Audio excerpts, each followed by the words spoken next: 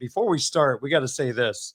If you're not a subscriber to blueandgold.com, you're going to get a sampling of recruiting news, but you would get the whole elaborate breakdown at blueandgold.com. So please keep that in mind. But if you're a subscriber, you know what you're getting. Great stuff from Mike Singer, including Mike, a busy, busy weekend for the Irish coaching staff with Junior Day. What stood out?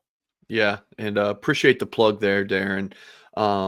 Earlier on Monday, I did have an article titled "The Gold Standard Intel on Notre Dame's Massive Junior Day Recruiting Event." So it was 4 commits, 10 targets, and then 4 who the staff is like closely tracking for a potential offer, including Larry Fitzgerald's son, who comes from the same high school that Ben Morrison came from. So like more from that school, please. It's been good to Notre Dame. Notre Dame also signed a corner from that class or from that school in the 25 class, Cree Thomas.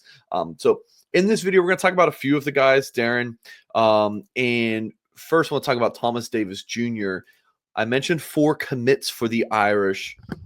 There's 6 in total so far in the 26 cycle. Not as many as we've seen in the years past, but that's due to, and we've talked about this, it's due to Notre Dame kind of like, all right, let's not push too many early commits, just to have these guys decommit later. So when we get early commits, we want it to be from players we think will really stick with this class.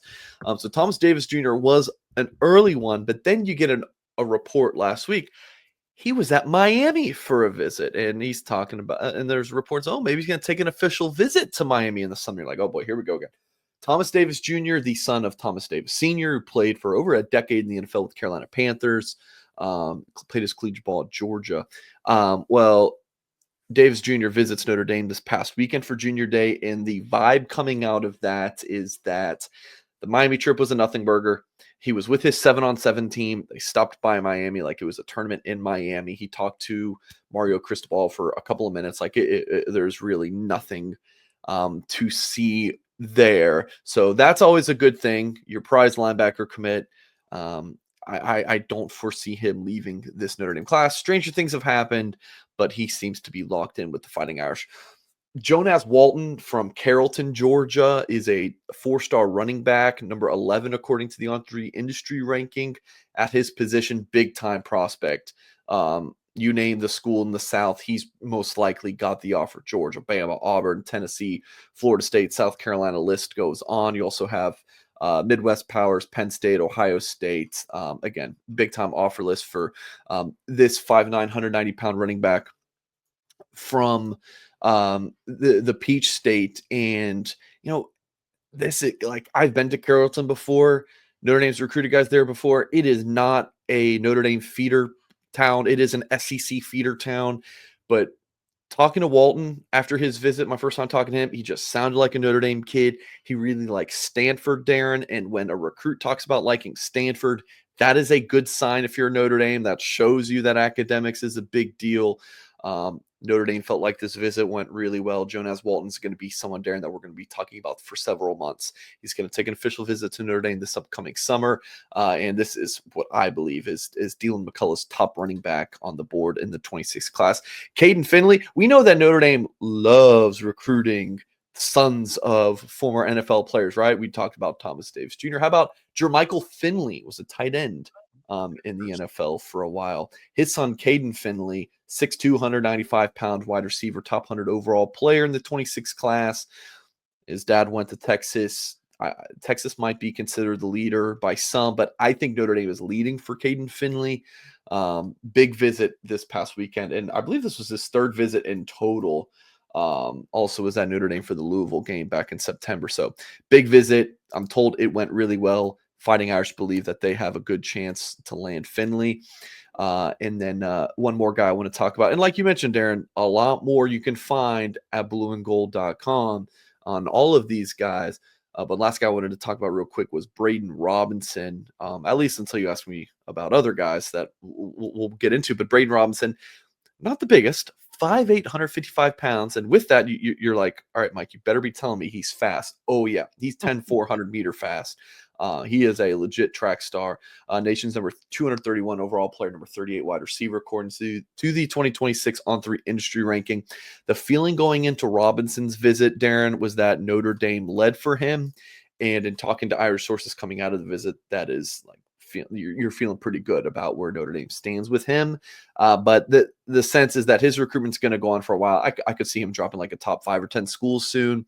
But Braden Robinson, again, a speedster from Red Oak, Texas, really likes Notre Dame, but I think this one's going to go into the summer. So who knows where it goes from here. But so that's a few names to talk about from the visit weekend, and the overall vibes, Darren, were really good. It's been a very busy past 7 days. I mean, as we're recording this video and interview for your radio station, Darren, like we're talking about a national championship game in a few hours.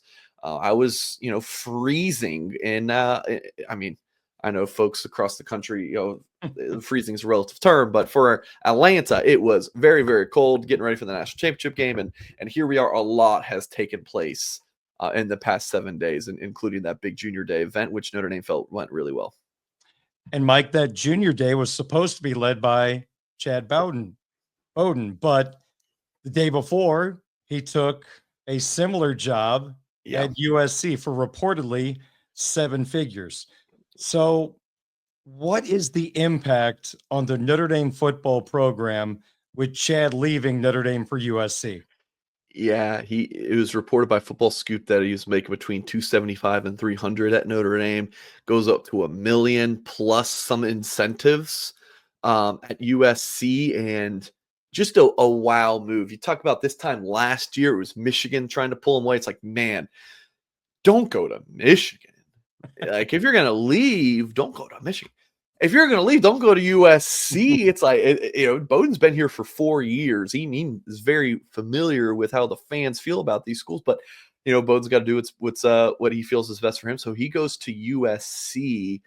So much to discuss here. Like, I feel like a lot of people, and just interacting with fans on the blueandgold.com message board about Chad Bowden, who's Notre Dame's general manager, very impactful in recruiting. Like that, when he came to Notre Dame, it was defensive director of recruiting, and then when Freeman became head coach, he came to Notre Dame with Freeman from Cincinnati, then director of recruiting, right? And he just kept on moving up the ladder until he's the GM, where he's overseeing recruiting, transfer portal, like big and roster management for the Irish. Like he was leading a lot of different things at Notre Dame. So just wanted to note that real quick.